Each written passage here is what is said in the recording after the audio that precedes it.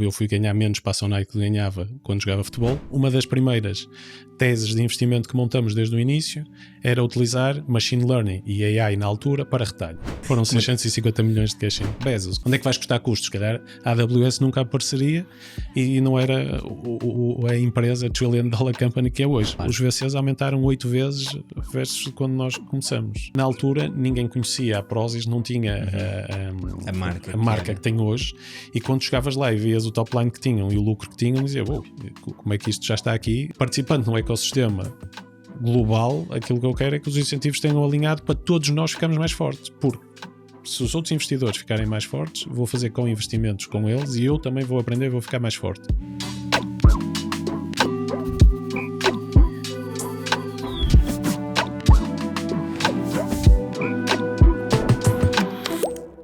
Já fizeste alguma coisa deste género? Eu? Não. Sim. Primeira vez? É. Ok. Engraçado. Sim. Não, podcast, sim. É a primeira vez. Mas porquê? Nada, curiosidade, porque algumas das pessoas que nós trazemos aqui, deixa-me pôr isto são especialistas em podcast. Algumas já fizeram muitos. Assim que me lembro que nunca tenha feito. De certeza muitos, mas Pois se calhar é, até a maior parte, só que... Não. Pronto, é a primeira vez, por isso. Sim, mas também não é... O objetivo é ser mais tipo conversa, portanto... Já estás na Bright Pixel há muito tempo? Já. Desde o quando? início. O que é o início? O início da Bright Pixel, isto já está a seguir ou não vi a pergunta? assim, mas podes fazer outra vez. Olha, isto começou assim. Nós, na Sonai, a determinada altura, depois da crise de 2011, passamos aí uma fase de o balanço ficar mais forte e então, depois de fazer esse caminho, sentimos a vontade de onde é que vamos agora double down em investimento para novas áreas, o que é que faz sentido. E então, já estavas na Sonai? Já estava na Sonai. Então, começando, eu junto-me na Sonai de faculdade de Gestão do Porto, jogador de futebol profissional, e resolvi com 22 anos. Eu comecei a jogar com 8 anos no Boa Vista. Depois fui para o Porto nos Júniors, fiz nos Séniors, no Infest, uma equipa da 2ª Divisão, para conciliar com a faculdade, e fiz os 5 anos da faculdade e ao mesmo tempo o futebol. E depois era preciso estágio para acabar o curso e eu entrei na Sonai, na altura na Sonai Retalho. E tive 4 meses a fazer o estágio, a jogar futebol e também a trabalhar na Sonai, em que achei que aquilo era impossível e então resolvi, futebol para mim acabou. Ou seja, achei também que não... Foi aquela decisão de, eu vou continuar a jogar futebol, ganhava-se bem na altura, e a minha primeira decisão, eu fui ganhar menos para a Sonai que ganhava quando jogava futebol. A sério? A sério, ganhava-se bem na altura, muito ligado com as ligações futebol, câmaras, construção, mas e que tinha ali muita gente que tinha dinheiro e que apoiava clubes de futebol, mais locais. Só que eu via, ok, eu tenho um curso, estou aqui jogador de futebol, até posso chegar a uma primeira divisão, mas vou chegar com 30 e tal anos e não vou ter dinheiro suficiente para continuar, para chegar lá e não fazer nada. Isso é 0,1% dos jogadores. Claro. E o que é que eu vou fazer? E cada vez mais também o futebol e toda a dinâmica, não me fui tanto a determinada altura a achar que a paixão não estava lá. E então comecei na Sonai e disse, ok, futebol para mim chega, nem pós-laboral, etc. E acabou. E então comecei na Sonai Retalho, na altura, no planeamento e controle de gestão, mas desde cedo comecei a trabalhar com uma operação que nós tínhamos no Brasil, retalho no Brasil, que era da mesma dimensão que tínhamos em Portugal. Sonai tinha entrado no Brasil no retalho com aquisições, 7 aquisições nos finais dos anos 90. Depois houve ali um período, como na economia brasileira, de ciclos, de que o real caiu bastante face ao dólar. Okay. Havia, então agora, para continuar a sustentar uma operação em Portugal e uma operação no Brasil, que representava 50-50 de capital deployment no balanço, com uma vontade de investir nos dois países, não dava. E havia aquela decisão, o que é que fazemos relativamente ao Brasil? E eu, quando entrei, foi para ajudar a operação do Brasil a ter melhores números, só que ao mesmo tempo, sem me apercebendo, mas fui começando a trabalhar, a preparar a venda da operação brasileira. E por isso, eu tive cerca de 4, 5 anos no retalho na Sonai, a fazer novos investimentos, um bocadinho de M&A também, mas depois o grande projeto foi então a venda da operação do Brasil, em que foi um projeto do melhor que eu participei. Foi comprar, quem comprou foi o Walmart, tinha a Goldman Sachs como advisor, e por isso esse processo todo de fazer um data room, construímos nós, não tínhamos banker no nosso lado, ficamos sempre na memória a primeira reunião de kick-off deste processo de venda, em que estava eu e mais 3 pessoas, eu era a pessoa mais júnior na equipa, éramos 4 que fomos lá para vender, e na altura o meu chefe disse, olha, Eduardo, para a semana vens para o Brasil, nós vamos tentar vender a operação do Brasil, e tu vais ajudar, isto num mês está resolvido. Nós passamos lá 6 meses a trabalhar e a viver, etc. no Brasil, mas foi montar o data room, e quando chegamos tínhamos do outro lado a equipa da Walmart, a equipa da Goldman Sachs, a equipa de advogados também Tier 1, e nós éramos 4, em que eles vinham a equipa toda para fazer, então mostrem lá os documentos para nós vermos, e nós éramos os 4 a dizer calma que ainda vamos montar a data room. Por isso foram 6 meses em que tivemos toda a parte do processo, aquilo foi único. E conseguimos concretizar a venda com um bom exit. Esse exit permitiu depois o cash-in de comprarmos o Carrefour em Portugal. E consolidar a posição do Continente em Portugal como líder nos hipermercados, e por isso, em termos de ponto de vista estratégico, esta venda no Brasil, para depois ter o cash necessário para fazer a aquisição do Carrefour em Portugal, funcionou muito bem. Quando acabou esse projeto, a voltar na Maia, o engenheiro Belmiro a receber as pessoas que lá tiveram e a dar os parabéns e obrigado, e perguntou-me o que é que tu querias fazer. E na altura o meu chefe disse, diz agora queres fazer o MBA? E então eu cheguei lá e disse, eu gostava de fazer o MBA, e a Sonai disse, ok, eu apoio, vai fazer o MBA. Fui para Londres fazer o MBA, e quando voltei para a holding. E quando voltei para a holding eram os primeiros anos do Paulo Azevedo como CEO da holding, só para, digamos, a empresa que está por cima de todas as Sonais. É a que está na bolsa, cotada em bolsa, e depois tem em baixo várias subsidiárias. Entre elas, uma delas é a Bright Pixel, mas tem várias subsidiárias, e depois há empresas ao lado que não são, que também eram cotadas em bolsa e saíram, como a Sonai Capital e a Sonai Indústria. Mas depois a Family Office, ou seja, a holding familiar da família Azevedo é detentora dos vários negócios, mas a Sonai é essa parte da holding, o que se chama Sonai SGPS, e por isso é que nós também, mais à frente eu conto que mudamos para Bright Pixel, porque utilizava todos os negócios Sonai, e para fora era uma dificuldade muito grande. Sonai, vocês são todos Sonai, o que é essa diferença? Mas então eu juntei-me a Paulo Azevedo. Mas se calhar antes de continuar na história, achas que esse passo de tu devias ter que é 23, 25 anos? Da faculdade foi entre os 22 e os 27. Ou seja, 28. Esse início de carreira em que foste basicamente atirado aos lobos, em que foram uma equipa de 4 para o Brasil fazer uma operação que eu suponho que seja bastante... Foram 650 milhões de cash-in. Pronto. Achas que isso depois teve frutos na tua carreira? Ou seja, esse início duro, entre aspas, fez com que a tua carreira depois fosse melhor? Muito melhor, ou seja... Desde logo, no imediato, o melhor e a sorte de ter estado nesse projeto, que ser um projeto relevante para a Sonai como todo, abriu-me portas para depois dizerem que queres ir fazer o MBA, podes ir fazer o MBA. Claro. Por isso, desde logo, isso. Por outro lado, a responsabilidade que dão numa fase tão recente ou tão da tua carreira, leva-te a tu lidares com algo que não estás à espera, e por isso puxa-te as barreiras do que é que tu achas que és capaz de fazer e do que é que o teu conhecimento. Por isso tens uma aceleração enorme. Por outro lado, a Sonai tem isso de bom, de ser aquela escola de gestores que te dá essa responsabilidade desde uma idade, desde que te juntas, e por isso tens isso de bom. Eu acho que duas coisas.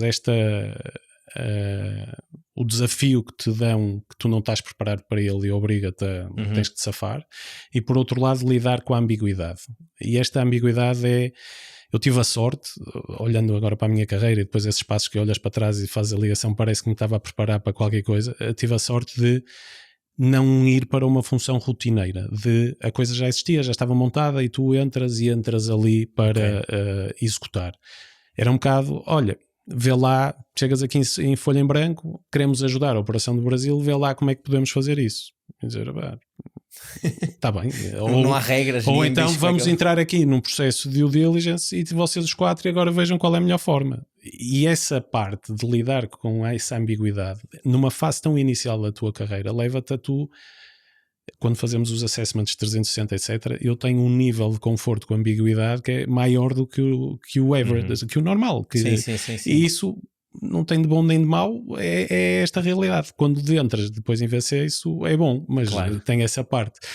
Quando voltei do MBA, fui era os primeiros anos do Paulo Azevedo como CEO, depois de substituir o Belmiro, e estive ligado à parte de criar uma unidade de desafio aos negócios na Sonai, e eu vinha de retalho e por isso era para desafiar e ajudar a desafiar a holding como acionista o negócio de retalho. O que é que isso quer dizer na prática? Quer dizer que eu, como acionista ou como investidor, tu queres colocar qual é a ambição que deve chegar, e por isso esse desafio, e por outro lado ajudar, e depois obviamente aprender, e isso é um ciclo, mas esse desafio eu como acionista tenho que para o negócio dizer, olha, aquilo que eu acho que tu deves entregar é isto, e colocar a meta, que não seja uma negociação e estás ali, não, é menos 20, é mais 20, etc, é uma meta, e depois como ajudas esse negócio. E por isso não é trazer um peso, é trazer um acelerador para esse negócio. E então sentiu a necessidade, na altura da estrutura da holding, ter como acionista, eu para ser melhor acionista, e qual é o parenting style que eu quero ter, que é não só meramente financeiro, eu quero saber do negócio e ajudar estes negócios a crescerem e a serem mais fortes. E por isso tenho que ter uma equipa na holding de conhecimento que possa me ajudar a ser melhor acionista desses negócios. E por isso eu entrei aí, ao mesmo tempo que também tive com a parte de qual será a estratégia para o mandato do Paulo como CEO, também ajudei aí, e que foi algo que eu valorizei muito, porque vindo do MBA e de estudar estratégia e de ver a abordagem anglo-saxónica de mercado de capitais, etc. E depois chegas à Sonai e tens o legado do meu pai, um long living company, como é que nós queremos criar valor em todas as dimensões e não só económica, e por isso coloca-me como é que fazemos esta definição da estratégia e como é que eu ajudo nos parâmetros que não diferentes daqueles que vi na estratégia no MBA, e como é que isso é feito. O que é essa escola anglo-saxónica de estratégia? É muito mais de foco de curto prazo, foco de entregar resultados, foco de, se eu tiver que trocar um ativo numa holding multinegócio, se eu tiver que trocar o ativo A pelo ativo B, eu faço desde que crie mais valor. A ligação às pessoas, não há tanto essa ligação de compromisso e que estamos numa jornada juntos.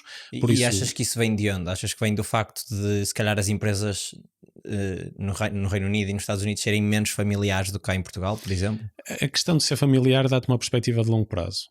E obviamente o mercado de capitais é muito importante, mas tu tens que vender a história ao mercado de capitais, e o mercado de capitais achar que é uma boa história, de que tu tens uma visão de longo prazo e vais conseguir criar valor acima do que se tivesses de curto prazo, de eu entrego resultados no próximo trimestre, não entrego, então tenho um problema e tenho que reduzir pessoas. E tenho que ter, olha, eu vou fazer aqui um investimento, há poucos exemplos, mas imagina no extremo do mercado de capitais, a Amazon conseguiu fazer isso, a dizer, eu tenho um crescimento top-line muito bom, vou perder dinheiro durante não sei quantos anos, e por isso quem está comigo acredita nisso, e depois conseguiu transformar no negócio que é.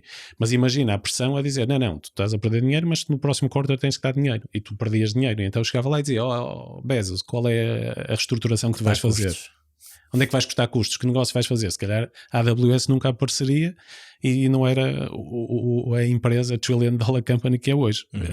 E por isso essa visão de longo prazo e esse compromisso com as pessoas também leva que nós temos como loyalty de pertencer ao grupo e de gostar daquilo também como uma moeda forte. Ou seja, olhando pelo lado positivo de que gostamos do que ou de onde estamos, e quando cheguei ao MBA, como exemplo, a maior parte dos meus colegas com 28 anos já tinha trabalhado em 3, 4 empresas, e quando olhavam para mim, tu só trabalhaste numa empresa. E eu, quando fui fazer o MBA, aquilo que me fizeram dizer, pronto, vais fazer o MBA, temos aqui este apoio, e eu não preciso de assinar nada. Não, sem problema, eu chego lá e estás a ser preparado para arranjar emprego, porque aquilo tens o rating das escolas e da MBAs depende de conseguem emprego logo a seguir a acabar ou não. E tens ali uma máquina de conseguir disso fazer depois acontecer. De colocar as pessoas. E eu cheguei lá a dizer, não, eu ia fazer o MBA porque queria desenvolvimento pessoal, progredir, e acho que foi das coisas melhores que tive como experiência pessoal, mas a maior parte dos meus colegas aquilo que queria era ir trabalhar para o UK, banking na altura. E, by the way, eu acabo o MBA e acontece o Lehman, a falência do Lehman, a queda, e muitos dos meus colegas perderam propostas, e eu volto para a Sonai nesse contexto. Por isso eu entrei a trabalhar em 2001, pós.com, o rebentado.com, acabo o MBA em 2008, e depois quando nesta fase de trabalhar mais na estratégia de desafio dos negócios, e que também me dão a possibilidade de trabalhar em M&A, começa em 2001 quase como uma vontade, uma iniciativa de colocar em negócios non-core, de fazer M&A e ajudá-los a crescer, e eu fico responsável por essa unidade. Em 2011, quando vem a crise, então os negócios que não eram tão core na Sonai, mas que queriam crescer e precisavam de M&A, eu passei a maior parte do tempo a reestruturação, vender, reduzir, para ver como é que conseguíamos fazer isso. Por isso, mas essas fases de preparação de ciclos não tão bons, de lidar com,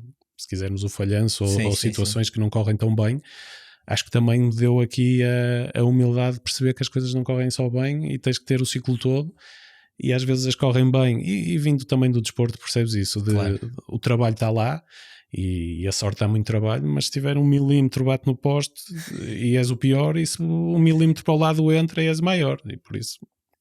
Mas quando acabaste o MBA não tiveste propostas de outros sítios? Tive. E o que é que te fez manter na Sonai? Porque provavelmente se calhar até ias receber mais noutros sítios. Só a diferença era eu depois quis fazer o que era chamado milk round, que era o processo de recrutamento, ver o que é que as empresas estavam a fazer. Tive uma proposta para ir trabalhar num summer internship em que ganhava por semana mais do que ganhava por mês na Sonai, bem mais. E por isso era esse...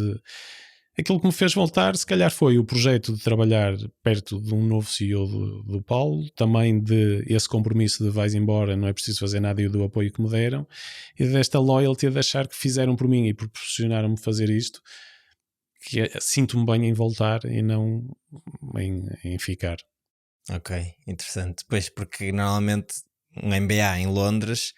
a malta sai assim para, como tu disseste, banco ou outras big companies, e voltar para a Sonai parece assim, se calhar era não é banco em consultoria, ainda falava-se em quase não havia, as oportunidades em private equities ou VCs eram inexistentes, claro. Mas era sobretudo banco. Depois houve a falência Lehman e todo o processo, e aqui mudou, e há uma alteração grande.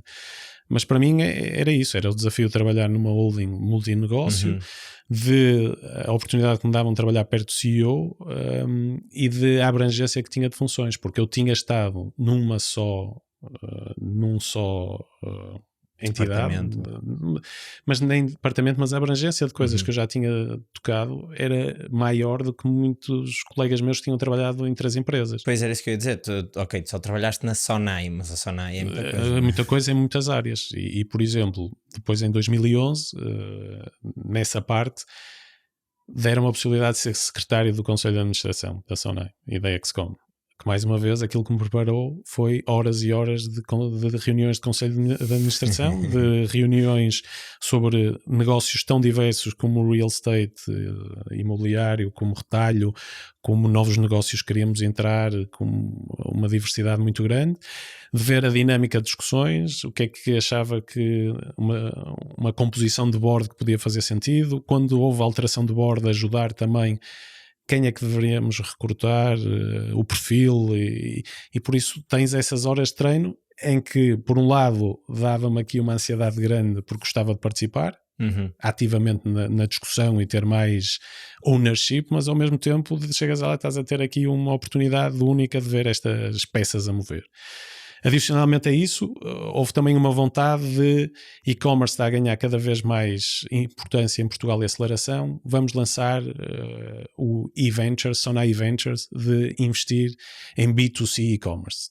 E foi a primeira iniciativa que eu participei, criou na holding e era sobre a minha responsabilidade de investir em negócios emergentes. Mas isso não era nenhuma empresa, era um não era nenhuma projeto... empresa, era dentro da Sonai um projeto de queremos acelerar e-commerce, por isso estamos a fazer investimentos em cada um dos negócios para acelerar a sua operação de e-commerce, nomeadamente o retalho, mas vamos lançar uma iniciativa para pessoas da Sonai ou pessoas fora, se quiserem lançar um negócio e-commerce, de nós sermos um investidor e fazer o apoio desse investimento, com capital e recursos se for necessário. Mas desculpa, que isto força. Super interessante, que é o vosso objetivo era nós temos dinheiro, vamos investi-lo porque isto é uma boa aplicação de dinheiro, ou era isto, um dia estes negócios vão poder fazer parte do grupo e nós como investidores se calhar vamos poder... Nós não era tanto a segunda de vamos agora investir porque vão crescer, era muito mais de vemos isto com uma tendência de crescimento e por isso estes modelos de in-house versus fora e de como é que fazemos aqui um ecossistema atrativo de ter o que desenvolvemos aí dentro de inovação e de research and development com o que é feito fora, e não foi tanto esse ângulo de eu vou agora meter uma participação minoritária, depois aumento maioritária e depois vamos. E então nós queríamos de facto ajudar e ver o crescimento das empresas, como é que isso fazia. Saíram coisas de projetos pessoais que queriam que nós investíssemos, assim, não é isto. Como também aconteceu de eu ter descoberto o Miguel Milhão e ir bater à Prozis a querer investir na Prozis em 2011. E na altura já dizer, opá, se calhar não, e foi daí dessa ligação que depois abrimos ângulo para a Prozis começar a vender na Wells e no Continente, em alguns desses espaços. Então não investiram? Não investimos, não quiseram, sim. Mas nós queríamos investir, fui ter com ele, fui ver as operações deles e foi uma experiência muito engraçada, mas não engraçada porque repara, foi na altura ninguém conhecia a Prozis, não tinha a marca que tem hoje, e quando chegavas lá e vias o top line que tinham e o lucro que tinham, dizia, como é que isto já está aqui, e muito valor de que tinha começado em acho que 2013 ou que seja, ou 2000, acho que foi por aí, em vários negócios, e em 2011 já era aquele crescimento top line e aquele lucro que tinha, e por isso tu ficas espantado e dizer, olha, conseguiram aqui um negócio e que tiveram um crescimento orgânico, mas também com aquisições, e essas aquisições para trazer talento, que tiveram uma estratégia de crescimento bem pensada e bem executada. Não sei, às vezes o acaso também tem aqui um papel, mas e por isso eu olho e na altura achei que tem aqui um negócio português de exportação e que tinha números muito, muito interessantes. Mas muito desta iniciativa que nós queremos lançar, aquilo que apareceu foi olharem para a Sonai não como um bom investidor destas empresas, porque isso que estavas a dizer, vocês querem investir e depois querem ficar com a empresa e vamos ser potencialmente concorrentes. E como é que isto vai ser? Pois. E isso foi uma aprendizagem. Levando a 2015, 2016, tivemos, depois de passar esse momento do grupo de foco em reforçar balanço, reestruturar dívida, etc. Saímos mais forte dessa situação e foi, onde é que vamos investir agora? E saiu, ao nível do grupo, oportunidades de investimento, de ver novos negócios atuais, muito como a Sonai tem, nós temos bastante essa vontade de fazer esse tipo de exercício e de ver onde faz sentido investir, e então saiu, olha, tecnologia e ser um investidor ativo. Nós, normalmente, que temos participações maioritárias, obviamente temos parceiros, etc., mas é com essa perspectiva de longo prazo. Tecnologia faz todo sentido de termos mais exposição e ser um investidor ativo. E ser um investidor ativo pode ser venture capital, que é a primeira discussão de dizer, tens 10%, 15% de uma empresa, quem é que te vai ouvir? Queres fazer negócios, deals com um multiplicador de receitas? Onde é que está o EBITDA? O EBITDA é negativo, e por não sei quantos anos. E como é que este modelo funciona? Isso é um modelo de negócio sustentável ou é crescer para depois vir o seguinte, e como é que isso é? E por isso, isto foram as discussões iniciais. Mas tu foste um dos promotores? Eu fiz parte da equipa inicial de montar isto. Aquilo que aconteceu foi nós juntamos na Sonai houve a fusão na altura da Optimus com a Zone para criar a nós, e ficou uma parte de fora de negócios, de tecnologia que estava dentro desta área de telecomunicações, como também havia algumas coisas e pessoas na holding e no retalho, e por isso juntamos essa equipa para criar uma equipa que eu entrei na altura só na IM, só na Investment Management, para começar com folha em branca, vamos fazer o nosso pitch do que é o nosso fundo, de onde é que vamos investir, como é que vamos investir, e vamos primeiro ter o ok da Sonai e depois vamos para o mercado com o PowerPoint a ver se isto voa ou não. E então, aquilo que era o relevante era o nosso right to play. O right to play porque aquilo que era a nossa ideia era, nós queremos investir do ponto de vista do operador. Alguém que vem telecomunicações, retalho, holding, multinegócios, e vemos como é que eu conheço as necessidades que vou tentar resolver. E depois, como é que só Portugal não dava porque eram espaços específicos, por isso tinha que ser uma abordagem mais global. E então pensamos global desde o início. Quais foram as áreas? E para dizer, deixaram-nos e deram-nos a possibilidade de ficar no portfólio com algumas empresas que não ficaram nesta fusão da Optimus com a Zone. Por exemplo? Por exemplo, a WeDo, Revenue Assurance, serviços ligado a telecomunicações, que já faturava 50 milhões de euros e cash flow positivo, em que nós tínhamos quase 100% da empresa. Cloud Service Provider, que era uma empresa que nós tínhamos, BizDirect, em que revendia cloud e também prestava serviços em cima disso. Safety, como fatura eletrónica, GS1, código de barra, gestão, etc. E uma empresa que tínhamos comprado em 2013 de cibersegurança, de serviços, que foi um desses investimentos de a Sonai achar que cibersegurança faria sentido porque todas as tendências levavam a uma cada vez maior relevância de cibersegurança. Fizemos um screening na Ibéria, primeiro Portugal não encontramos nenhuma, ou que tivesse as características que nós gostaríamos. Fomos para a Espanha e compramos uma empresa S21 em que estava num momento de turnaround, de precisar ali de uma mudança. Tinha um conhecimento técnico muito forte, mas precisava aqui de um boost de gestão e de melhorar. E então achávamos, olha, onde é que nós vamos atuar? Right to play. Temos pessoas de retalho. Mas retalho, temos a experiência de B2C e esta confusão toda que vai ser concorrente ou não concorrente. Então, B2B em tecnologias para retalho. Uma das primeiras teses de investimento que montamos desde o início era utilizar Machine Learning e AI na altura para retalho. A maior parte dos retalhistas, em média, as decisões, a complexidade de retalho é a escala e o volume de informação e as decisões que tu tomas numa base diária, por isso não ir para a percepção e o conhecimento dos gestores, mas baseado em dados e baseado em modelos que os ajudam a tomar decisão. Por isso, em que áreas é que isto pode ser implementado em retalho? Vai desde supply chain, sourcing, marketing, operações, por isso toda a cadeia. E por isso era uma tese de investimento. Outra, cibersegurança. Olha, gostamos tanto de cibersegurança e vemos isto, vamos ver como é que investidor de tecnologia em cibersegurança, como é que isto pode voar. O grande benefício que tivemos é ter uma empresa de serviços, foi uma aprendizagem ótima e um cartão de entrada nas empresas, dizer, olha, eu tenho uma empresa de serviços na Ibéria e depois na Europa, porque fizemos um investimento mais à frente, e depois faz este ligamento de melhor assessment de tecnologia, também de verem canal que pudesse fazer sentido para eles entrarem, e por isso começamos a construir o nosso caminho de conhecimento em cibersegurança com esse ativo que tínhamos de serviços.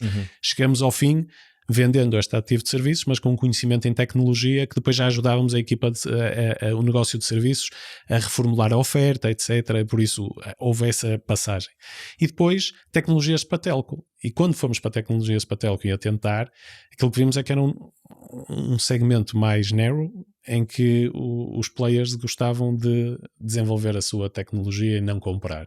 Ok. Mas estávamos a ver o salto e aquela discussão dos telcos, se é dumb pipe ou não e onde é que vai serviços. O que é que isso significa? Dumb pipe é dizer, over the top tens os Netflix, etc., a utilizar a infraestrutura toda e tu estás a receber só pela infraestrutura, mas eles estão a ter valor acrescentado de serviços e precisam de mim, toda a infraestrutura que montei, por isso tudo que é mobile tu precisas de a nós, mas depois chegas lá e vais à Netflix e a Netflix paga zero a nós. Certo. E tu até que ponto chegas lá e como é que tens esta ligação do que é um player de telco, que se tens essa ligação com o cliente, até que ponto é que não vais ser esmagado para uma commodity e depois o lucro que tens daí é muito pequenino e é tudo receitas adicionais de serviços que montas em cima dessa rede. E por isso aquilo que nós vimos é procura de adjacências e áreas que sejam interessantes para investir, em que tens desde logo a parte de cloud, e que estava o boom de cloud native, microserviços ia aparecer aí, e por isso nós aquilo que demos o passo é dizer, opá, com este conhecimento que nós temos, vamos fazer isto mais horizontal, mais de desenvolvimento de software e infraestrutura, e não ser só o vertical de telecomunicações, mas algo mais abrangente e mais broad. E por isso ficamos nesses 3 verticais, com âmbitos de abrangência grandes, porque em retalho também podes ir a sustainability, dentro do retalho podes ir a supply chain, por isso nós alargamos, em que pusemos equipas dedicadas de investimento em cada um dos verticais.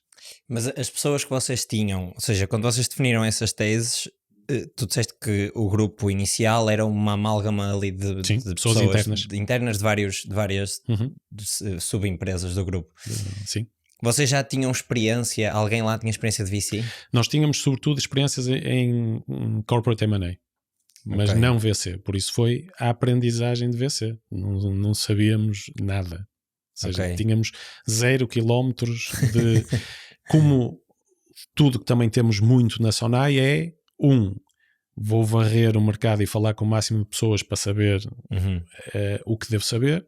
Só que é outside in, é de fora, depois começas o caminho. Por outro lado, também temos um nível de autoconfiança grande que é, eu acho que sou capaz de fazer isto. E por isso, isso ajuda, tudo se aprende e depois vais aprendizagem. Ou seja, erros são aprendizagem e aquilo vai. Dissemos, qual é o nosso sweet spot? Muito early stage. Pá, é difícil para nós. Nós vimos de corporate M&A transações de 600 milhões. Tinha sido também a discussão e a fusão da Ótimos com pessoas que tiveram ligado a isso e dizer agora como é que eu chego lá e estou agora para early stage ideation e não tenho coisas concretas de receitas ou product market fit ou o que seja. Por isso, como é que isto é validado? E por isso eu dizer, ok, scale up. Series A e Series B é o nosso sweet spot. Restrições geográficas não temos, ou seja, vamos andar mala na mão a viajar aí onde estiver, Estados Unidos, Israel para cibersegurança bastante relevante, Continental Europe, vamos lá embora, mas se aparecer onde aparecer, vamos ver, obviamente olhando para Portugal e vendo, queremos ter acesso direto a empresas, por isso via fundos isto não vai funcionar, porque isso é ou seja, uma abordagem... havia a hipótese de vocês investirem num fundo VC. Investir num fundo ou em vários e que depois fazem o deployment e dizer, não, nós queremos fazer esse caminho, queremos esse contacto, tem que ser direito. Objetivo, retorno.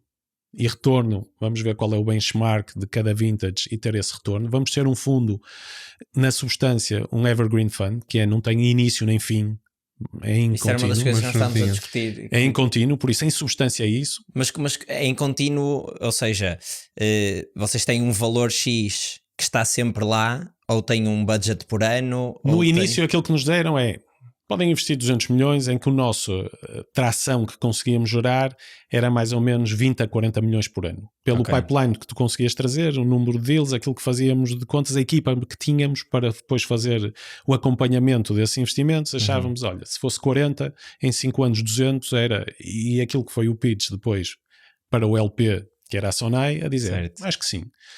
Qual é que é a vantagem da Sonai? Para nós, e acho que é um sweet spot ótimo para mim, pela felicidade que tive deste percurso, que é, tu estás num corporate, mas com e corporate neste sentido que eu não vejo com um sentido negativo, acho que há uma realidade corporate que é super exciting para mim. Estava a ver o termo em português e não queria dizer em inglês, mas como também há deste mundo startup e de scale-up também algo bastante que me apaixona bastante. E como é que faço esta combinação? Na DNA da Sonai tem muito de empreendedorismo. Desde a gênese do grupo é aglomerados de madeira, depois salto para retalho, e salto depois de retalho de várias áreas de retalho, e centros comerciais, e telecomunicações, e uma série de negócios que, se falarmos hoje o nosso portfólio, já passamos em quase tudo que é indústrias. E por isso é com esta também confiança de que nós somos capazes e de dentro e de ver e trazendo talento de fora e fazendo parcerias e vendo quem são os melhores que estão nessa área e de aprender. E por isso, quando olhamos para esta dinâmica, é dizer, ok, eu tenho este espaço de vamos. Aquilo que agora perdi-me, estava a dizer... Estavas a falar da diferença entre o Evergreen e um fundo limitado e como é que eles fizeram foi o ao pitch. LP e o LP foi isso e ele disse, ok, acho que 200 milhões para o nosso também commitment, ok, vocês têm esta liberdade, este envelope financeiro e têm um envelope estratégico a entregar aquilo que vocês apresentaram como entregar. Obviamente que retornos é relevante. Há também, se puderem trazer esta ligação, que é o nosso sweet spot de tecnologia que possa ser útil para o resto dos negócios e de valor acrescentado para o resto dos negócios, é que também o que nos garante que fazemos parte da Sonai e não ser totalmente desrelacionado.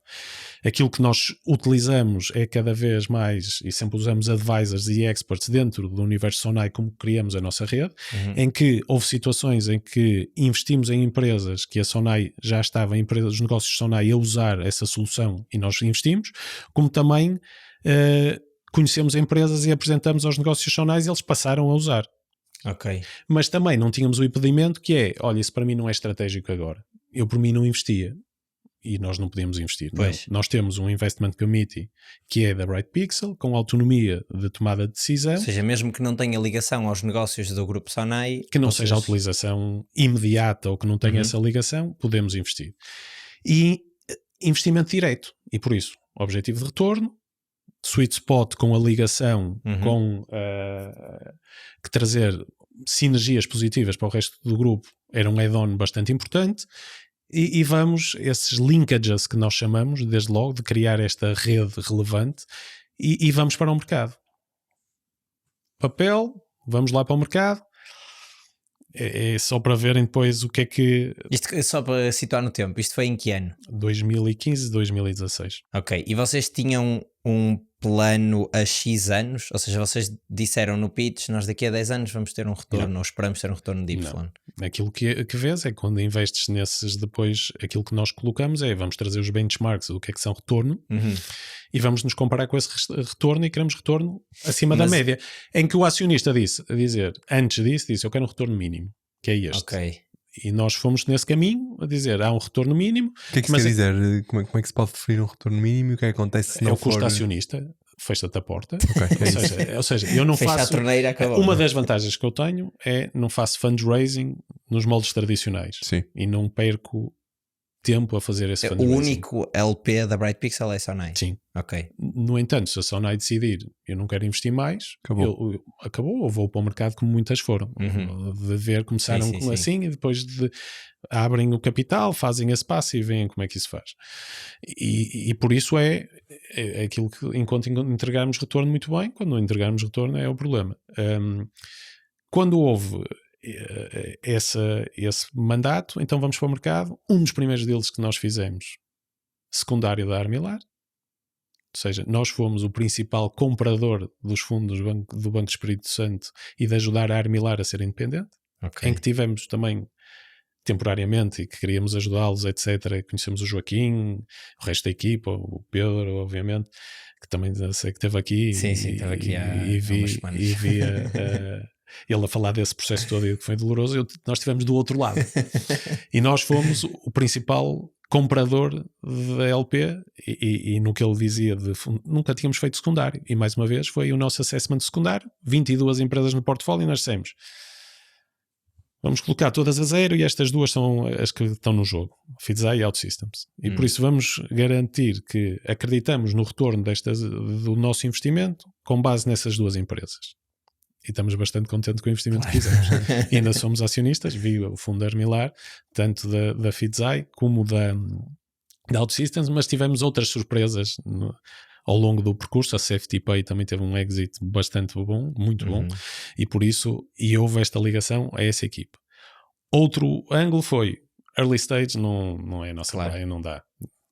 Equipa a sair da PT, na altura de toda a confusão, Celso, Alexandre, o Teixeira de Santos que vocês falaram, e o Benjamin Júnior. Saí de lá, uma equipa ótima, a ideia de montar um Venture Building Studio.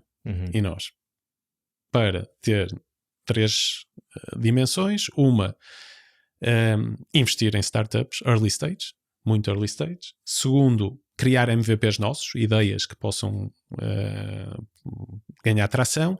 Terceiro, ligação a corporates portugueses ou internacionais que nos façam gerar novas ideias que possam possibilitar gerar mais MVPs e possibilidades de investimento. E nós, grande ideia, vamos lá.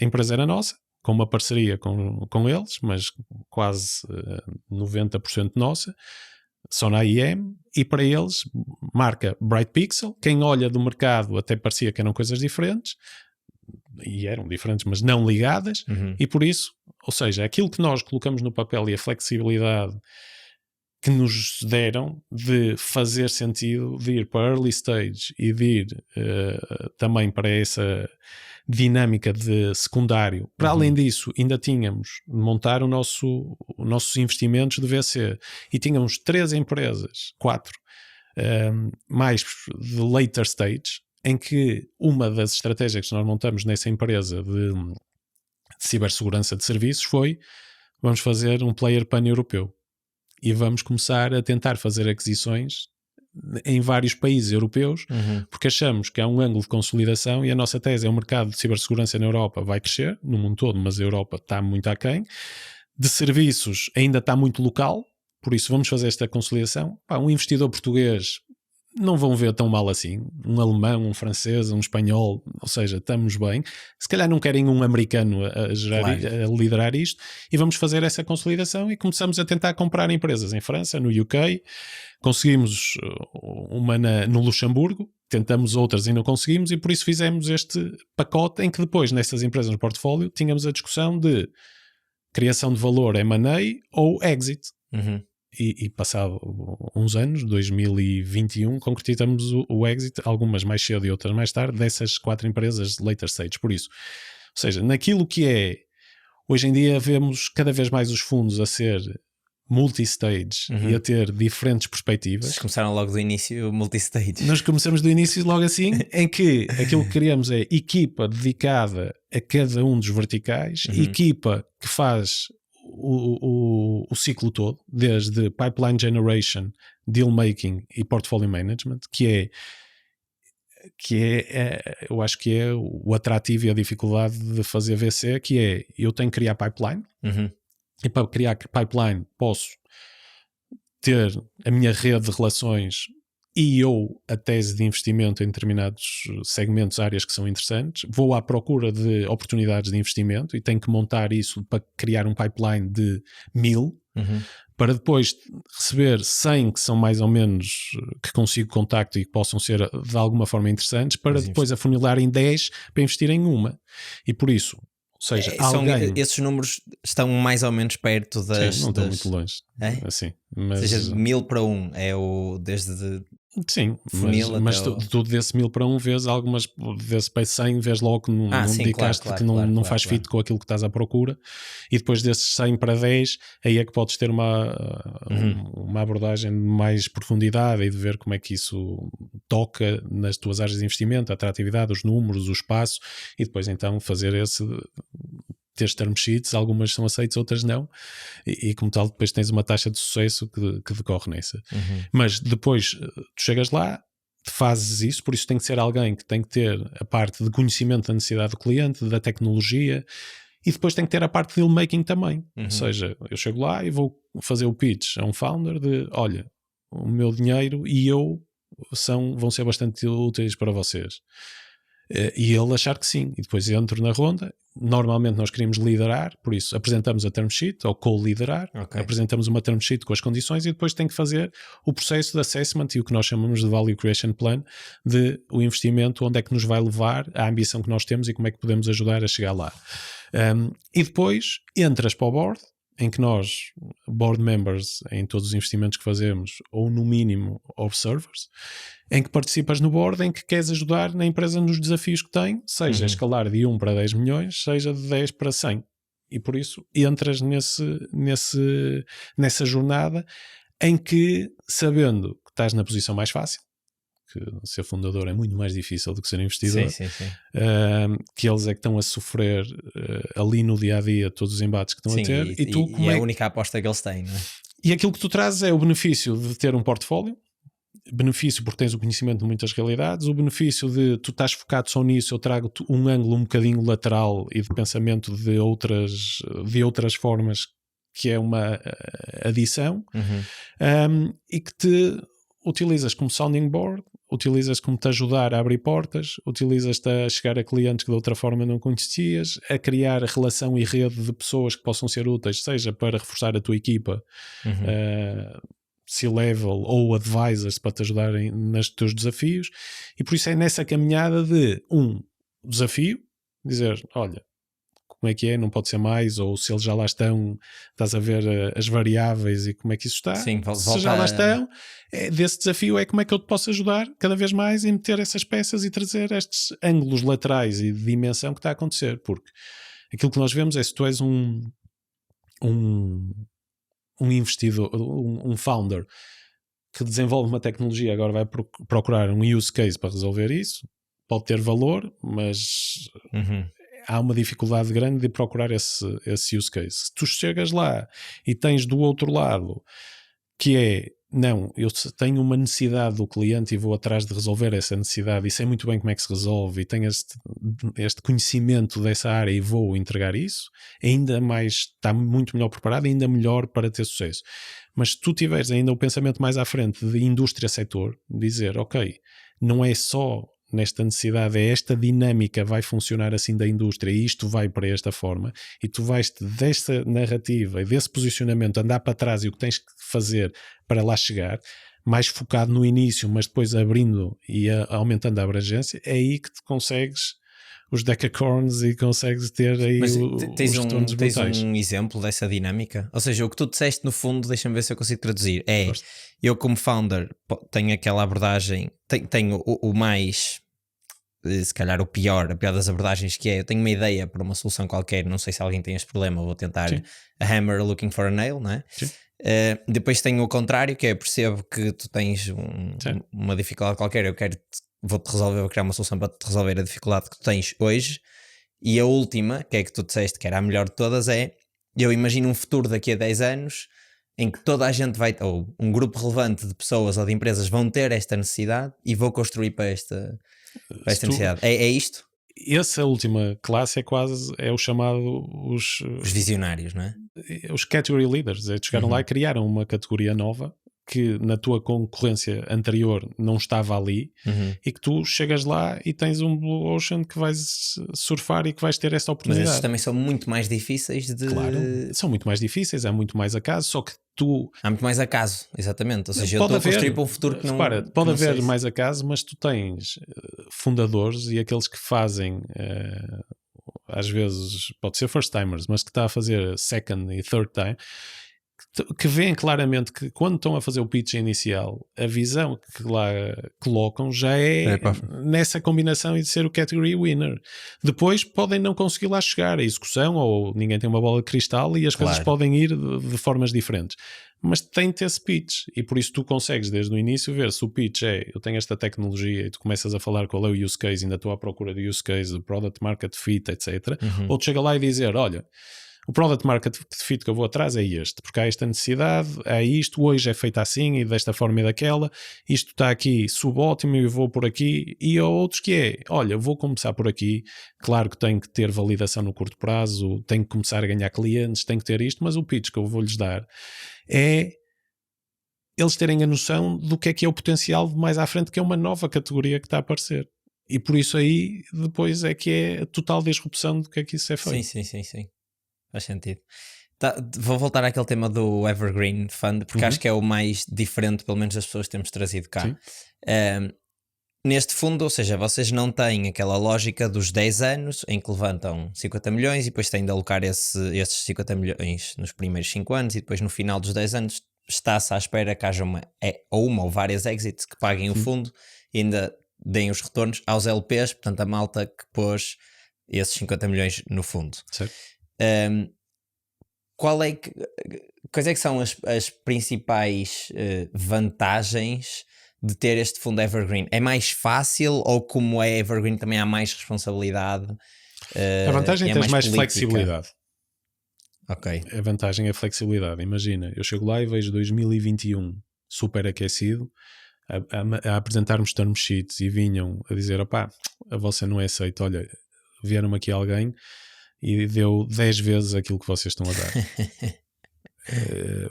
E múltiplos de 100x ou mais, ou agora como vemos em AI, olha, temos aqui uma empresa, claro que estamos a falar o extremo e aquilo que é, há 6 meses foi criada, 10 bi de valorização e entra 2 bi numa seed company. OpenAI. Mas isso sim, mas é extremo, mas tens valorizações e depois tu tens o à vontade de dizer, olha, vou investir menos, ou não consigo investir, acho que não vejo a racionalidade, espero. Se tu tiveres essa janela de investir em 3, 4 anos, 5 anos... agora não investes, não é? Depois queres, como é que eu mostro o meu retorno no curto prazo, porque os management fees caem a meio do ciclo. Eu tenho que pagar a equipa, por isso eu chego lá e vou ter que levantar outro fundo, nas condições que for e o que for. E por isso, esta flexibilidade tem valor. Okay. Obviamente que depois tem o outro lado, que é nós tentamos ser o mais rígidos também de ver benchmark e de ver como é que nos devemos medir a nossa performance. Porque há um custo de oportunidade para a Sonai em dar-vos esse dinheiro a vocês, em vez de investir nos outros negócios que já são rentáveis, não é? E o nosso é rentável. Sim, mas estou a dizer, eles já sabem à cabeça, não há esse risco. Não, há o nosso é rentável, risco. só que aquilo que existe é a diversificação por um lado. Exato. E por outro, o retorno que é esperado. Por isso eles chegam lá e dizem, olha, para vocês eu espero este retorno. Se eu estou a entregar o retorno que me foi pedido e até ultrapassar, aquilo que eles estão é contente e até pode haver, olha, quero fazer double down e quero investir mais do que os 200 milhões que inicialmente investimos. E by the way, foi aquilo que foi dito, dizer, olha, o retorno que entregaram, estou contente com ele e por isso se houver oportunidades para investir mais, força. Pois. E por isso, o que é que, nesta rigidez, o que é que nos leva? Nós como fazemos investimento ou co-investimento com outros VCs puros na mesa, e que como também temos neste Evergreen Fund, também queremos o vintage de fazermos cortes para analisar como é que está o portfólio, como é que está o retorno, temos claro desta nossa visão de performance. E por isso aí, isso é super importante para nós, para ter essa conversa com a Sonai, mas também para ter a conversa como equipa, qual é a nossa ambição e onde é que nós queremos. E por isso o nosso é cash on cash ou IRR, onde quisermos colocar. Há uns que gostam mais de cash on cash, outros IRR, mas é nessa dinâmica. Vemos com a vintage de investimentos e cortamos, pode ser ciclos de 5 anos ou 3 para ver onde é que está e fazemos essa comparação. E por isso, para nós, não é porque, repara, é aquela decisão de, ok, eu não vendo agora, porque tenho esta flexibilidade, não vou vender, mas tenho que criar valor, senão o IRR no próximo ano vai ser menor do que este ano se vender à mesma valorização. Se eu vender hoje, posso vender hoje a 100, ou vendo daqui a um ano a 100, o IRR vai ser menor daqui a um ano, por isso prefiro vender agora. Se eu vejo que posso criar valor acima desse custo de capital, então chegar lá faz sentido ter essa flexibilidade e esperar. Se vires esta realidade private, está a ter cada vez mais players de secundário e cada vez ficas private mais tempo, está cada vez explodiu uma indústria de quase como havia, tem que fazer IPO para ter acesso a capital e para ter acesso a uma série de outras coisas, em que agora dizer, não, eu tenho esse acesso em mercado que não é private e tenho muito mais flexibilidade do que ser cotado em que depois tem reportes trimestrais e que estão aqui a dizer tu não estás a entregar este número, eu tenho, quero fazer uma reestruturação M&A ou fazer investimentos de uma perspectiva de mais longo prazo, não consigo, e por isso há esta discussão de dizer, tenho mesmo que fazer IPO? Consigo continuar a minha vida como sendo uma private company? Isso, e vê-se essa tendência? Há cada vez menos empresas por ano a fazer IPO? Ou... Eu espero que não, porque aquilo que é preciso é haver aqui a flying wheel e cada vez e haver os IPOs e as vendas para gerar cash, para os fundos receberem, os LPs ficarem contentes e voltarem a investir cada vez mais. Mas desde 2021, claro que foi um boom astronómico e um outlier nesse sentido, mas aquilo que estamos a ver era, não, agora no próximo ano é que vai ser as condições estão melhor. Não, agora o Trump pro-market, isto é que vai ser IPO e depois chega lá tarifas e pum, partiu isto tudo e nós ficamos do género, e agora? Então era primeiro, não foi o primeiro semestre, mas se calhar o segundo semestre reabre e tu vês o segundo semestre e vês, olha, se calhar o segundo semestre vai ser pior que o primeiro, como é que isto, em termos de macro, como é que isto se mexe? Pois, mas esse mercado que tu falaste agora de quase que acesso a capital já em empresas muito later stage que não querem fazer IPO, mas que precisam desse dinheiro para fazer as suas operações. Ou não, porque são cash flow positive. Sim, mas eu tenho ideia, pelo menos li em alguns fóruns, que por exemplo esta última ronda da Sword foi um bocadinho nessa perspectiva, ou seja, a ronda de investimento da Sword Health. Mas de quê? Desculpa. Que foi na perspectiva de eles não precisam de dinheiro porque já são cash flow positive, mas aquilo aumentou a sua valorização e portanto eles podem fazer M&A com ações que valem mais. Eu não conheço e dar o contexto, mas já tivemos situações, é um dos casos em que já tivemos situações de eu quero fazer um caminho de M&A e os termos de troca a ser ações que faz mais sentido ter uma valorização maior do que mais baixa, e eu não tenho uma valorização maior porque não fui ao mercado nos últimos 2-3 anos e por isso tenho a valorização de há 2-3 anos e por isso vai ser uma discussão de não, olha, vou-te pagar com ações e a valorização da ação é 100. Não é 100, a tua última valorização foi 50, imagina, deve ser 75. Então se eu tiver uma valorização mais recente de investidores Tier 1, credíveis, etc., então não há essa discussão e por isso já tivemos em empresas do nosso portfólio a ter essa racionalidade para fazer uma ronda com essa vontade de ter uma valorização maior. Quantos investimentos abertos é que vocês têm neste momento? Nós investimos desde o início 65 investimentos e temos 45. Ok. Ou seja, fizeram um exit de 20. Em que alguns deles também fizemos partial exits. Por isso, ou seja, ao longo do percurso de ver, agora vamos cristalizar valor, achamos que a valorização é boa e vamos ficar com uma parte para upside. E também já fizemos isso. Essa decisão deve ser muito mais difícil de tomar do que a decisão de investir. Ou não?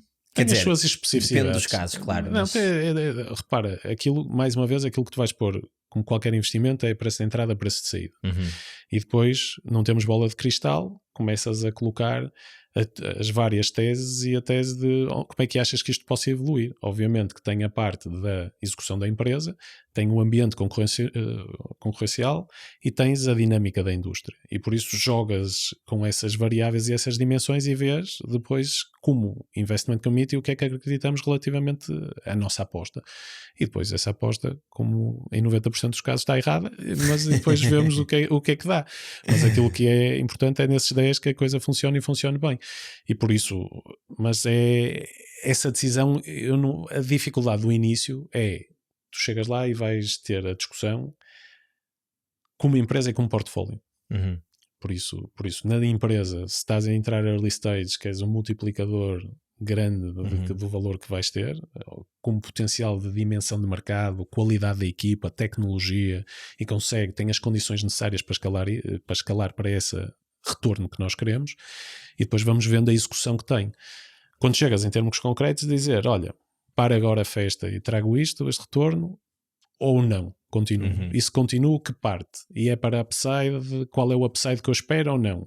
Quais são as dinâmicas concorrenciais? Por isso estás um bocadinho a trazer, nesse momento do tempo, uma discussão que já tiveste no início do investimento e que tens agora com estes novos dados que são mais recentes e de que o mundo como está.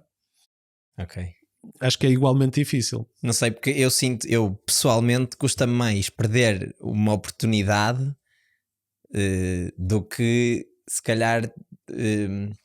ou seja, eu decidir vou vender agora e depois aquilo sobe mais do que não se chegar a entrar. Pois é isso, há sempre essa opção. Isso é aquilo como o portfólio B. E tu chegas lá e deixas lá aqueles que eu recusei ou aqueles que eu disse que não e vai ver qual é que é o resultado e diz, e fazem isso. Eu tive aquele. Isso é um conceito, o portfólio B? Sim, é de género, deixa ver todos aqueles que nós recusamos e que são aqueles...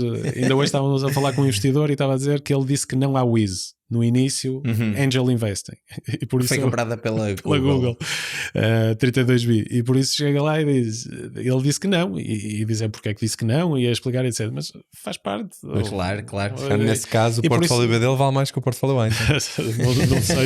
não sei, mas se calhar se tivesse investido, sim, mas esse, o se claro. Sim.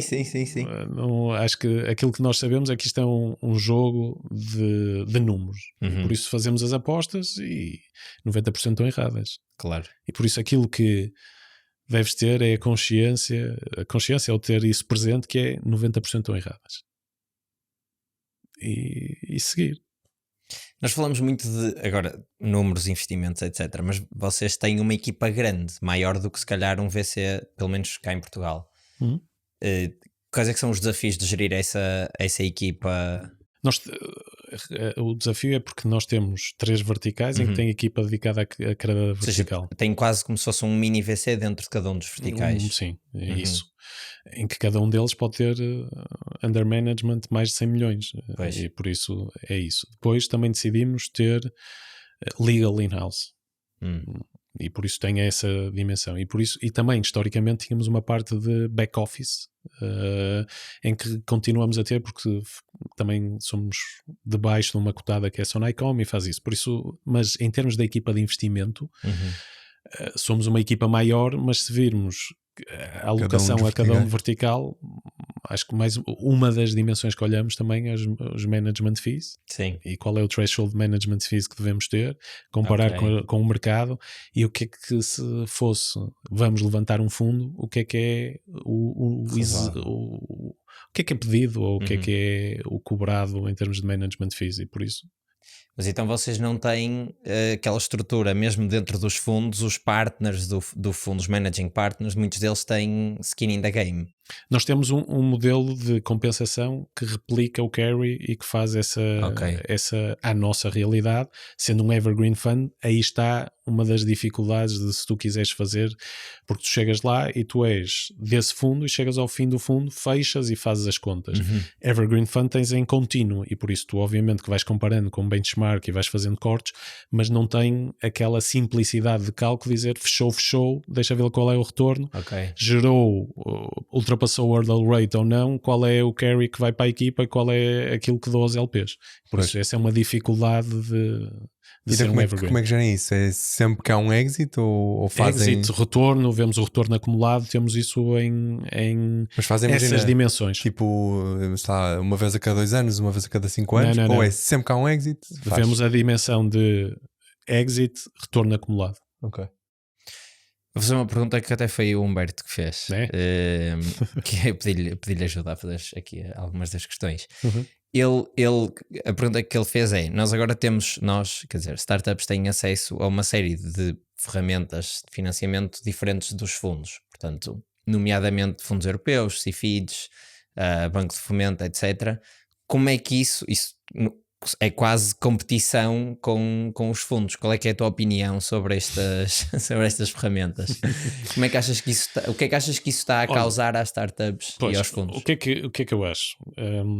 Eu acho que um ponto antes que é, nós como portugueses devemos celebrar sucessos, e os sucessos de portugueses, e por isso Farfetch, vejo com grande tristeza o que aconteceu a Farfetch, que Farfetch, ainda tendo ido buscar bastantes pessoas à Sonai, e foi buscar lá ao longo dos anos, ia buscar bastantes pessoas e que geravam desconforto, dizer perdemos mais uma para a Farfetch, etc.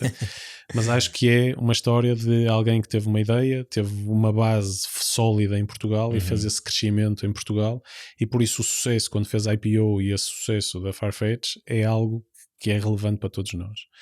Acho que também um ponto que eu acho que falta é vários exits e meter milhões no bolso de muitos, sejam founders ou sejam das equipas das várias startups portuguesas com sucesso, para depois chegar lá e fazerem aquilo que acharem bem, em que eu acho que muitos deles vão ser ou investidores, ou angels, ou montar uma startup deles, e por isso está um efeito multiplicativo e explosivo relativamente a isso. Por último, como é que nós conseguimos criar uma cultura, todos nós, que não penaliza o falhanço? E que é culturalmente uma coisa que o português tem.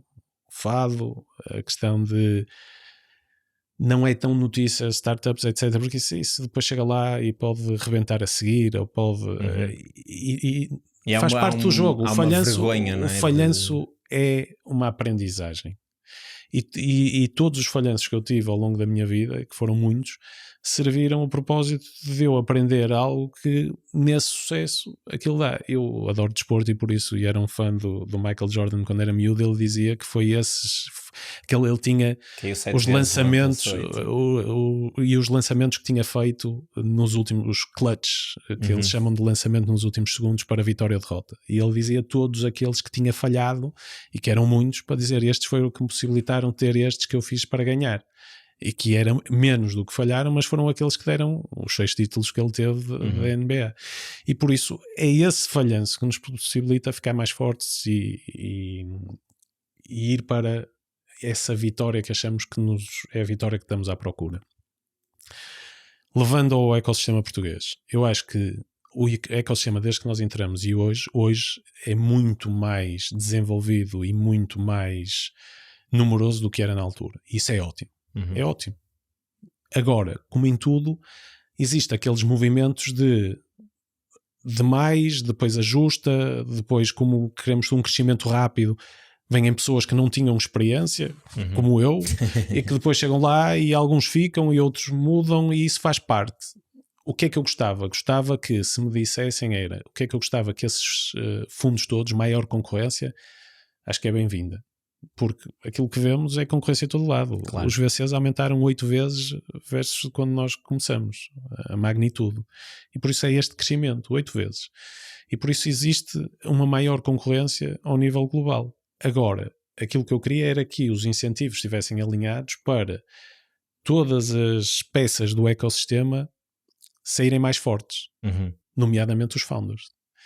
E aquilo que eu só se não colocarem os founders nestas de maior ambição, de quando é para falhar, fail fast, de pensar global, de tentar ir para a ambição do category leader e de criar algo disruptivo, acho que estamos todos alinhados. Se os incentivos não interessa muito, é deployment de capital, e seja prolongar o que é que são caminhadas, etc.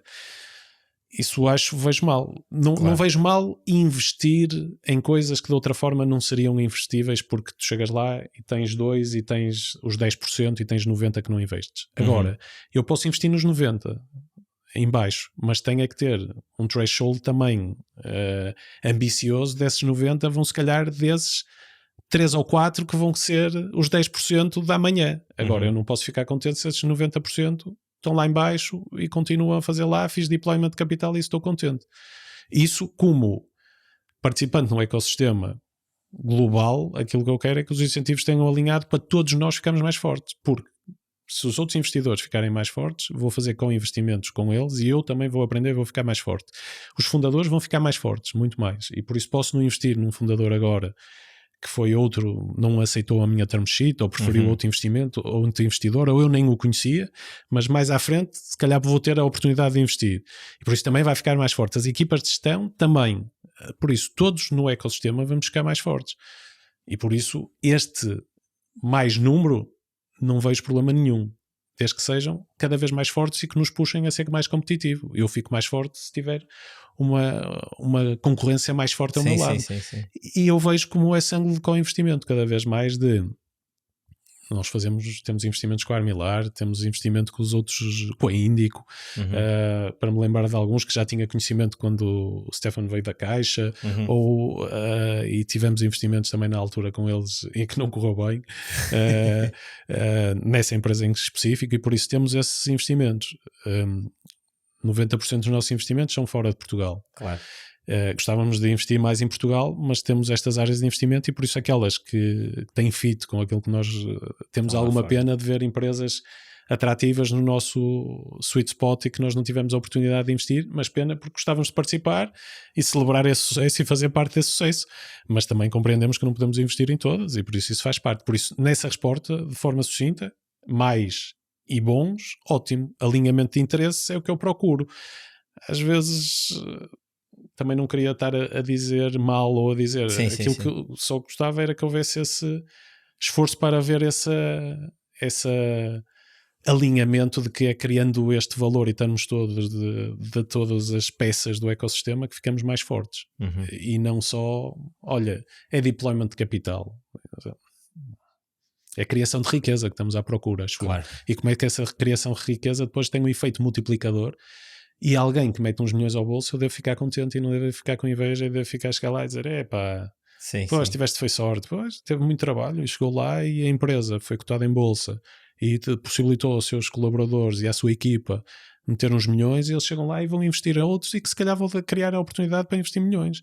Eu quero é que estas passes e essas fases, esses passos, possibilitem essas pessoas a criar essa riqueza e distribuir essa riqueza. Nunca tinha pensado que a troca de capital por equity também era uma maneira de fazer com que as empresas sejam mais, não é responsáveis, mas mais competitivas, porque lá está, de repente há outros interesses e é preciso... o tal dinheiro de borla não resolve, não é? Não fomenta. Repara, nós estamos todos à volta da mesa para tentar ajudar os founders, e eles são quem leva. Eu não quero ser CEO. Sim. Seria um péssimo CEO, e não quero chegar lá e dizer, não, eu quero substituir e tal, ouve que eu digo que eu vou te ensinar. Não é essa a abordagem. Mas também, se não estamos todos à volta da mesa alinhados e a puxar e a saber que é super difícil fazer esta caminhada, esta jornada, e como é que podemos ajudar e como é que podemos contribuir, etc., corremos o risco de, em vez de estar um setting for success, estamos todos ali, não, estamos a jogar com uma equipa B e C, e depois como é que aquilo, então aí é que vai ser muito mais difícil de lá chegar. E por isso o ideal é teres equipa de gestão e fundadores de calibre A, equipa em baixo, e tens a capacidade de recrutamento, talento inacreditável cá em Portugal A, que não se ter o centro de decisão cá, que é, aquilo que nós vemos é, repara, cada vez mais é difícil fazer um PSI 20 de empresas portuguesas, já não são 20. Onde é que está o centro de decisão? Não está em Portugal. É dizer, eu sei que é a dificuldade de nascermos no país errado, é pequenino, e como tal, só nasceres num país grande já consegues navegar de outra forma e ter outros salários, outros recursos que de outra forma não terias, mas temos que pensar global desde o início e ter esse brio. Não e por isso, a ter esse brio, empresas portuguesas que têm sucesso, eu estou aqui para bater palmas e para ajudar. Não estou ao contrário a dizer, temos o centro de decisão, e também nas gerações mais jovens e nas pessoas que trabalham em startups, de dizer, eu também quero montar a minha, e pessoas que estejam na Sonai e quero montar o meu negócio, e porque é essa parte que vai garantir que o centro de decisão está cá, e que essa riqueza que depois eles conseguem obter, que é distribuída, e por isso a trabalhar, sim, porque se repara, no limite trabalho para uma empresa americana que seja uma $1 trillion company americana, o grosso da criação de valor não vai ser cá. Sim, provavelmente pode até nem ser nos Estados Unidos, pode ser tipo uma empresa portuguesa que depois, ao longo do seu investimento, startup, scale-up, que chegou lá e teve que ter porque os investidores eram americanos, e teve que ter uma empresa sediada nos Estados Unidos, mas o grosso está cá, etc. E o CEO e os founders são portugueses, eu acredito que vai trazer muito mais riqueza para Portugal no futuro do que traga uma empresa americana que tenha cá a trabalhar 200 pessoas, que obviamente que é ótimo, mas ainda assim acho que não é da mesma coisa que ter essas 200 pessoas que estão a trabalhar para uma empresa portuguesa com centro de decisão em Portugal e com um potencial de criação de valor que chega lá e é multiplicador para Portugal. E eu meto as fichas nesta. Não só para mim, mas para as minhas filhas. Eu tenho só mais um tema antes de fechar, que é AI. Portanto, tu lidas com muitas empresas, não é? 45 investimentos abertos. Vocês, há bocado disseste que não querias ser CEO, portanto não queres dar ordens, entre aspas, nas empresas, mas de certeza que fazes recomendações nas empresas em que estás no board e a tua equipa. Certo. Vocês têm advogado por mais adoção de AI sempre que é possível? Isso está-se a ver, ou seja, as vossas empresas estão a adotar cada vez mais AI nas operações e Claro. nos seus... É inevitável. E que ganhos é que têm visto? Têm vendido mais por isso? Têm cortado custos? Repara, tu tens a utilização da AI em várias dimensões. Nós como investidores de infraestrutura e desenvolvimento de software, tens a questão também de agora toda a infraestrutura de desenvolvimento de aplicações SaaS e agora como é que é a nova infraestrutura para AI. E por isso também somos investidores aí e há novas oportunidades de investimento aí, de business applications, de utilizar AI para, seja na parte de serviços ou mesmo na parte de produto, o produto. Mas todas as nossas empresas, acho que não há nenhuma exceção que não está a utilizar AI. Desde logo, empresas de tecnologia, desenvolvimento de código. Claro, porque muitas delas não eram AI native, não é? Tiveram de se adaptar. Não eram. Desenvolvimento de código. Depois de ver onde é que a AI pode ser distintivo para eles numa questão de menor custo, mais eficiência. Seja no customer, pode ser no processo de sales and marketing, seja na parte de vendas ou seja na parte de marketing. Depois onboarding, cada vez mais a utilizarem AI para ajudar no onboarding ser mais fácil. Possibilita também a tocar segmentos de mercado que de outras formas era mais difícil. Imagina se estás em mid enterprise para ir mais mid, small and medium, tipologia de clientes, self-serve e como é que eu faço aqui o onboarding. Por isso, nesta dinâmica, aquilo que estão todos a experimentar e a fazer o percurso de experimentar, de ver o que é que está a funcionar, de forma económica ver os benefícios que eu estou a ter, onde é que pode ser usado ou não, extensões de produto, ou seja, de ver, ou seja, a AI eu consigo, que de outra forma não conseguia fazer adjacências, produto, etc, e utilizar aí. Por isso, eu acho que não há nenhuma que não esteja a colocar em várias dimensões da sua empresa, a experimentar a AI, a utilizar a AI e já com casos, algumas delas a provar que vou deixar de fazer as formas como fazia para utilizar isto, ou é um complemento àquilo que faço, adicional às pessoas que já tenho. Mas se tivesse de escolher só um ponto que achas que é o que traz ou trará mais vantagem às vossas empresas, achas que é na otimização e torná-las mais eficientes, ou é esse é o mais imediato? Okay. Na otimização e na questão dos custos é o mais imediato. Aquilo que chegas lá e vês, tinha mais pessoas ou quero agora recrutar mais gente e se calhar não recruto tanto e tenho este benefício. Mas também tem como uma startup, tu chegas lá e vês a tua oportunidade de ir, eu posso tocar mais clientes, eu posso ir a mais gente, eu posso ser mais eficiente e por isso abres por aí. Ok. Depois, aquilo que estão a trazer é na componente do produto da oferta, sim. incorporar a AI para ser... Tem agora um play relevante aqui. Imagina, cibersegurança. Se virmos todos os modelos LLM, a informação de cibersegurança, de todos os logs, todos os eventos, todas as situações, não são públicos. E por isso existe datasets brutais e datasets de grande valor, em que, por exemplo, tem uma Arctic Wolf, que é uma empresa que temos no portfólio. Esse valor e essa dimensão do dataset, eles fizeram agora fizeram uma parceria com a Anthropic para explorar esse dataset e de ver como é que eu posso, não só para utilização interna, mas novos use cases para trazer para a plataforma deles, para ser novos produtos, SKUs que trazem para fazer cross-sell e upsell. E por isso, esta ligação é dizer, obviamente que eles estão a utilizar a AI não só na parte do SOC e de ser mais eficiente o SOC, obviamente na parte de custos, obviamente na parte de marketing e vendas, mas daqui a dizer, olha, eu tenho este dataset e posso lançar produtos que de outra forma não lançaria, vou fazer esta parceria com a Anthropic para trazer também esse conhecimento e vamos trabalhar em conjunto para ser essa oferta e novos modelos de negócio podem surgir daí. Interessante. Eu não tenho mais perguntas, Mas para para a última, sim. A última pergunta que fazemos sempre é um conselho. Vamos-te pedir um conselho que tu gostavas que tivesse idade quando começaste e não foi ou não ouviste. Não foi o conselho. Eu acho que esta vida é, não estando eu no driving seat, isto consome-te muito. E por isso essa parte de tu lidares com... E é sempre, tu deves te dedicar naqueles que são os vencedores, e depois tens muitas que estão a falhar, e tens founders, quando veio aqui o peso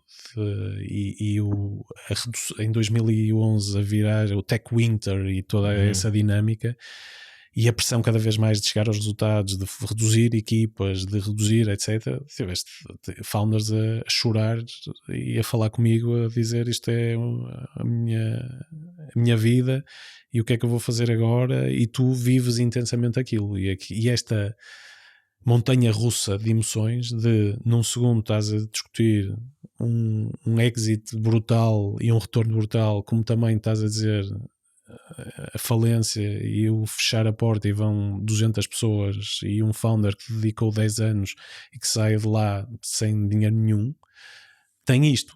E por isso essa parte de como é que tu lidas com essa emoção e essa ansiedade e esse highs and lows não é fácil. Mas também é o drive que te dá de achas que estás a fazer, ou eu acho que estou a fazer alguma coisa que tem um valor e tem um propósito. Não sou daquele tipo de não quero saber, não tem a ver comigo, eu sou uma gestão de portfólio, está 9 que vai embora, há 1 que ganha, ok. Não é só números. Para nós, para ser uma vitória real, é todos à volta da mesa ganham.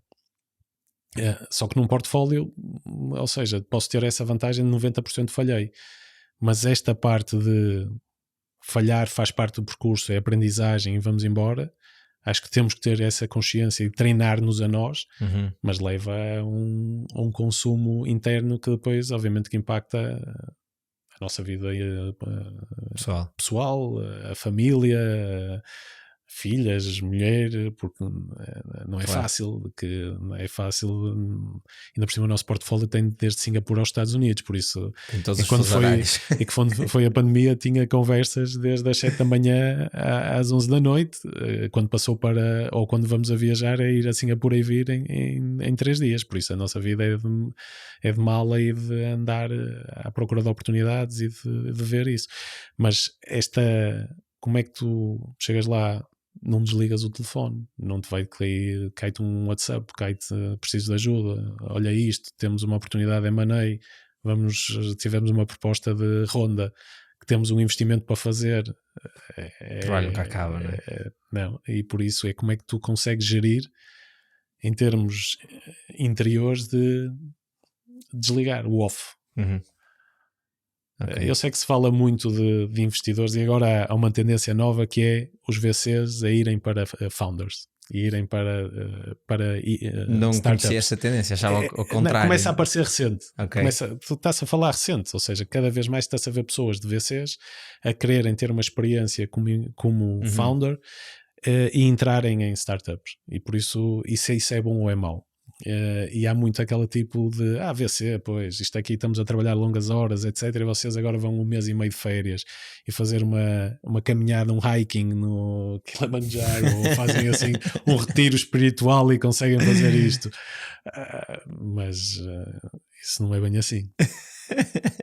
Eu também, mais uma vez, continuo a achar que é mais fácil do que ser CEO e ser founder e levar ali, porque é um embate de uma vida, e por isso têm esse stress e estão dedicados. E depois também há um tema recente do 996, que é trabalhar das 9 às 9, 6 dias por semana, e que foi da AI, que agora dizem não, isto, ou é isto ou não é nada. E depois, obviamente, vindo do desporto, eu vejo o 996 não é obrigatório para toda a gente, tu para seres um atleta de alta competição, para ter sucesso, tens que aplicar pelo menos 10.000 horas, e esses 10.000 horas ninguém está a contar se é das 9 da manhã às 9 da noite, não é? Se calhar o Cristiano Ronaldo é muito mais do que das 9 às 9, 6 dias por semana, e só pensa naquilo focado desde que come recuperação, o que é que está a fazer quando está a jogar e depois tudo o que acontece depois. E por isso há pessoas que a motivação, o sonho e para onde vão é aquilo, o propósito. E esse propósito não tem, hoje é domingo, hoje é segunda-feira, e por isso nós temos que aceitar isso e acreditar isso. Também temos que acreditar e aceitar e ver como é que se consegue complementar alguém com esse drive de motivação que monta uma equipa e que a equipa não tem de ter que essa equipa se vai por essa abordagem, como é que é, e se tem burnout ou se não tem burnout, e onde é que vai, etc. E por isso como é que faz essa gestão de talento que é super relevante.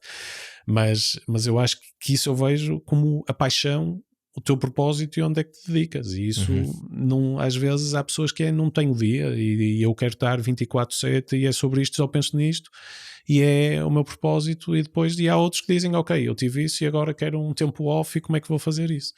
E acho que, mesmo como investidores, que não estando no driving seat e tendo essa facilidade e sendo muito mais fácil, acho que também temos esse desafio. E para além disso, esse compromisso, que aquilo que eu sinto é que tenho 45 empresas que obviamente que aquilo que me fiz o compromisso é de os ajudar no máximo que eu conseguia. E como é que eu faço isso? Nos bons e maus momentos. E às vezes, e muitas vezes não é só, é o chamado tough love, não é só chegar lá, obviamente que é cheering, celebrating e vamos embora founders, mas tenho também a minha opinião e às vezes quando é dizer como é que chegamos aqui a visões que podem ser diferentes, mas como chegamos aqui a algo com um consenso, nem é o consenso, mas algo que é melhor, que eu traga as minhas perspectivas para cima da mesa, o que eu gosto e o que não gosto tanto, o que também os outros investidores à volta da mesa e quem ajuda traz, da equipa de gestão e como é que fazemos uma equipa mais forte. E por isso eu vejo o board como uma equipa e os investidores como fazer parte desta equipa de uma startup. E se não houver alinhamento de interesses, foi um jogador mal escolhido para a equipa, e às vezes acontece, e depois estou a jogar num jogo com alguém na equipa que eu não gosto muito e que não queria, mas agora está, e é o que é, e isso às vezes acontece. E deve ter uma gestão política muito complicada. Sim, faz parte também nesta dinâmica de ser investidor, de como é que tu... É lidar com pessoas, não é? Lidar, sobretudo, repara, como tu disse, tenho desde... temos uma empresa na Nova Zelândia, temos uma empresa, temos Singapura, temos Estados Unidos, temos Israel, temos Europa, UK, França, Espanha, Portugal, culturas super diferentes. E por isso, e depois temos personalidades individuais muito diferentes, e por isso cada board é um board, a equipa de fundadores e a dinâmica que é criada é totalmente diferente, e por isso uns são mais combativos e outros são mais de colaboração, outros são mais de negociação tough, outros são mais de construir pontes. É o perfil que tu tens à volta da mesa, o teu perfil e também as competências que trazes e como é que podes ajustar este jogo. E essa dinâmica tem uma piada muito grande, porque as pessoas são o core e o central no sucesso de qualquer empresa, e numa startup ainda mais, porque é esta jornada de... Eles têm sempre que existir as startups que fazem a disrupção. Eu vou acreditar que aquilo que está hoje, ou vou para um sítio que não existe e vou eu criar, ou aquilo que está hoje, eu vou partir aquilo tudo e vou ser eu que vou ficar naquele lugar. E por isso, essa ambição é o que leva a que exista essa disrupção. Claro que também existe de empresas e de corporates e de haver esse empreendedorismo dentro de casas e ter unfair advantages para conseguir isso. E tens muitas empresas que conseguiram saltar ciclos e saltar para outras indústrias e fazer com sucesso. Mas tem que ser com esse mindset, e por isso temos de ter empreendedores dentro de casa a pensar também assim. E não é uma abordagem diferente que vai conseguir fazer essa disrupção. Eduardo, acho que foi super fixe. Eu gostei bastante. Obrigado pelo teu tempo. Obrigado. E por roubarmos aqui esta horinha e meia, mesmo entre Nova Zelândia e Estados Unidos. Não, sem problema. Obrigado. Malta, se ainda estão a ver é porque gostaram. Se gostaram, têm de partilhar isto com alguém. E acho que é isso. Vemos na próxima semana. Até para a semana.